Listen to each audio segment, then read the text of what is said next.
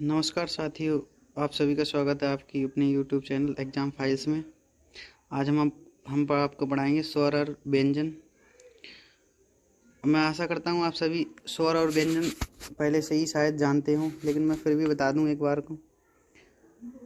जैसे हिंदी में आपने छोटा बड़ा पढ़ा होगा, जैसे छोटा अलग होता है, बड़ा अलग अलग होता, मतलब काखा गागा अलग होता है। इसी तरीके से इंग्लिश में भी हमारे छोटा आ की तरह और काखा काका की तरह अलग अलग दो पोर्शन में ABCD होती हैं।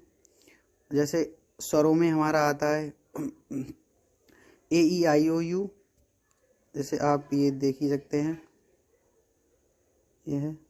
और उसके बाद में जो भी बचता है, बाकी 21 जो अक्षर होते हैं वो कॉन्सोनेंट्स होते हैं, जिन्हें हिंदी में व्यंजन कहते हैं, और AEIOU इन्हें स्वर कहते हैं।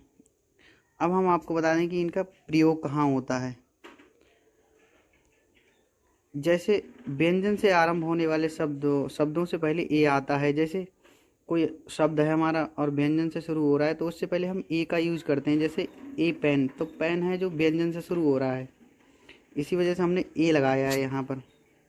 ऐसे ही इधर ए बुक, बुक में जो है बी है हमारा कॉन्सोनेंट्स यानी व्यंजन, तो इस वजह से हमने ए का यूज किया है। आप कहीं पर ऐसे एन का यूज देखते हैं, एन लगा होता है कहीं पर ए।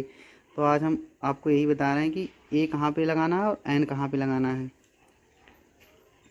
और एन का यूज कहाँ करते हैं।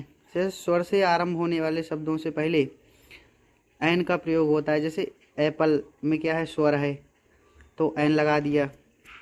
इरेजर में क्या है, ई है तो एन लगा दिया, ये है। और इंक पॉट में क्या है, ई मतलब आई, और ई की भी आवाज़ आ रही है तो एन एन का यूज़ कर दिया। इधर आउल में भी ओ की आवाज़ आ रही है तो एन का यूज़ कर दिया। यहाँ पर अम्ब्रेला में भी आगे आवाज़ आ रही है, इस वजह से हमने एन का यूज़ कर दिया। अब जैसे कि इसमें कुछ शब्द ऐसे होते हैं जो वोवेल से शुरू होते हैं, लेकिन उनके उच्चारण में कंसोनेंट्स की ध्वनि आती है। ऐसे शब्दों के साथ ए आता है। जैसे हमारा यूनिवर्सिटी, ये लिखा है ए यूनिवर्सिटी। अब आप देखेंगे कि यहाँ पर हमारा स्वर से तो अक्षर शुरू हुआ है, लेकिन यूनिवर्सिटी के साथ में ए आया है। जैसे, और हमने अभी तक बताया था कि AIOU से कोई भी शब्द शुरू हो तो आप देखेंगे कि ए का एन का यूज़ करते हैं, लेकिन यहाँ पर ए का यूज़ किया है।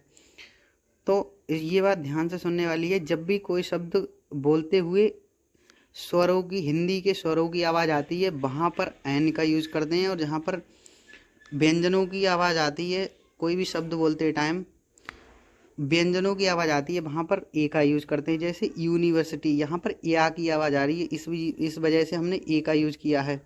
और जैसे यूनिक बुक, इसमें भी क्या है कि या की आवाज़ आ रही है, इस वजह से हमने ए का यूज़ किया है।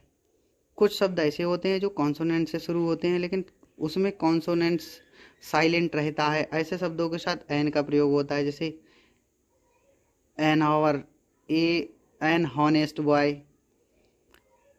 और ए और एन को आर्टिकल कहा जाता है। आर्टिकल्स की संख्या 3 है, AN द।